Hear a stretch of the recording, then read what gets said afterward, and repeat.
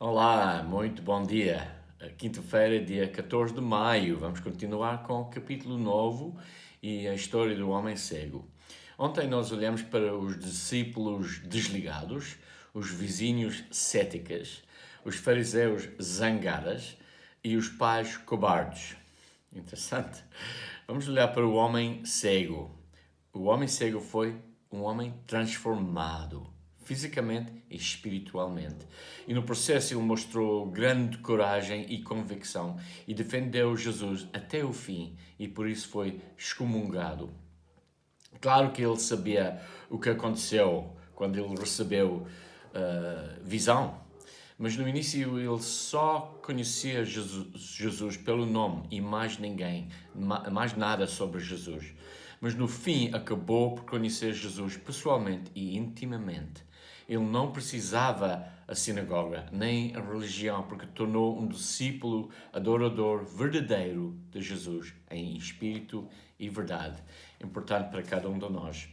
Ele mostrou grande fé desde o primeiro encontro com Jesus, mesmo que nós não sabemos o que ele disse a Jesus quando Jesus estava a colocar a lama nos olhos. Ele obedeceu logo e lavou os olhos no tanque de Siloé. Ele foi confrontado depois do milagre pelos vizinhos e depois os fariseus. E é importante, podem imaginar o pobre homem, mendigo, cego a vida inteira, em frente deste tribunal dos fariseus, homens importantes com grande autoridade, a responder na maneira dele, mas ele ficou firme e forte até o fim. Grande coragem. Eu adoro a declaração do homem em versículo 25. Ele respondeu: Não sei se ele é pecador ou não. Uma coisa eu sei. Eu era cego e agora vejo. Uau, fantástico. Ele respondeu com grande coragem. Um milagre que eles tentaram de negar, mas não conseguiram.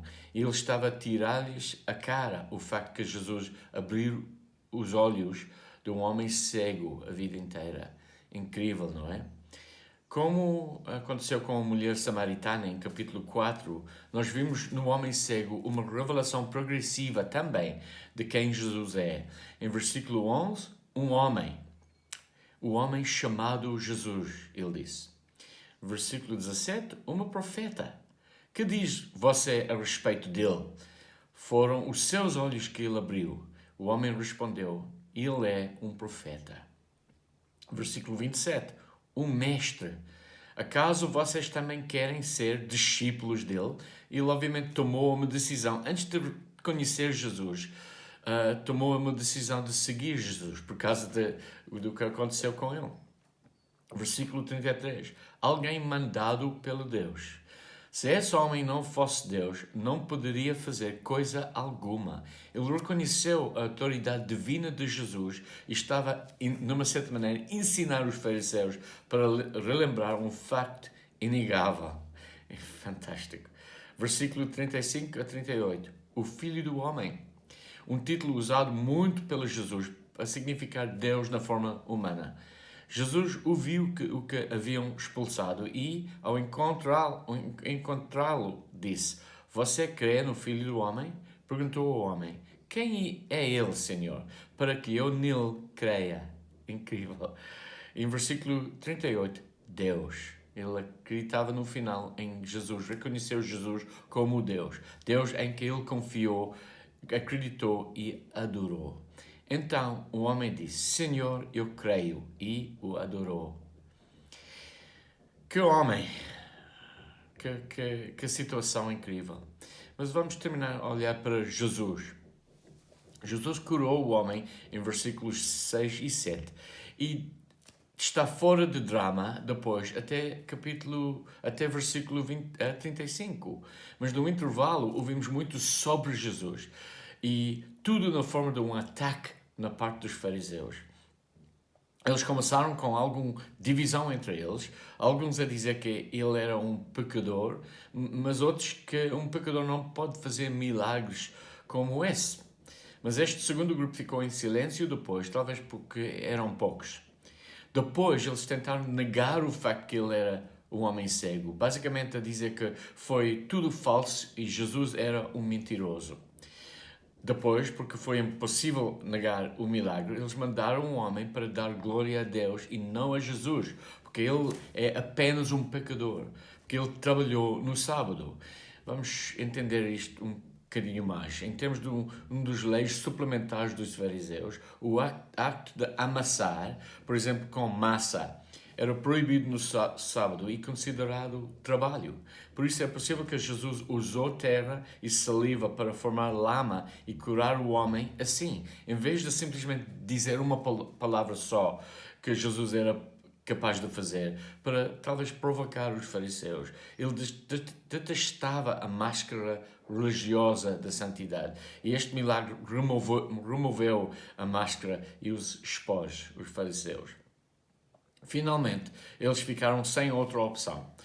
E porque o homem continuava a honrar Jesus, eles insultaram o homem, a dizer: você nasceu cheio de pecado, como tem a ousadia de nos ensinar? E o expulsaram. E também insultaram Jesus, a dizer: quanto a este basicamente gajo, nem sabemos de onde ele vem. Depois de expulsar o homem da sinagoga, Jesus procurou-lhe e ofereceu logo relacionamento com ele. Revelar a sua identidade divina, que é típico de Jesus, não é? Para aqueles que se apoiam a ele, Jesus é sempre aberto e consistente. Eles ficam loucos e zangados. Mas ele é também aberto e consistente com toda a gente e para as pessoas receptivos e prontos para aceitar Jesus, para quem ele é. Ele oferece a vida eterna e vida abundante. Aqui nesta história maravilhosa sobre um pobre homem cego, temos mais uma sequência que é válida nas nossas vidas próprias. Um paralelo verdade que acontece quando temos um encontro pessoal verdadeiro com Jesus. E acontece assim. Todos nós nascemos cegos e somos mendigos espiritualmente. Depois, Jesus toma a iniciativa quando somos nesta situação miserável para ter um encontro conosco e talvez vários encontros durante vários anos. Depois, Jesus faz um trabalho de cura em nós, uma obra de criação de novo. Ele abre os nossos olhos e nós recebemos visão verdadeira. Depois nós temos de responder em obediência. O homem obedeceu Jesus e foi ao tanque para lavar os olhos. Ele obedeceu. É a mesma coisa connosco. Nós temos de obedecer e nós temos de lavar os nossos olhos com água. Significar o passo público de obediência de batismo. Nós somos transformados depois. Os nossos vizinhos reconhecem uma mudança em nós. Às vezes sem saber porquê ou sem explicação e fiquem confusos. O que é que aconteceu contigo? És bem diferente. Nós podemos passar pela perseguição depois. Rejeição e zombaria. Adoro esta palavra. Mas temos de ficar consistentes e fiéis a Jesus sempre, mesmo na presença dos zombadores à nossa volta. Nós podemos passar pela...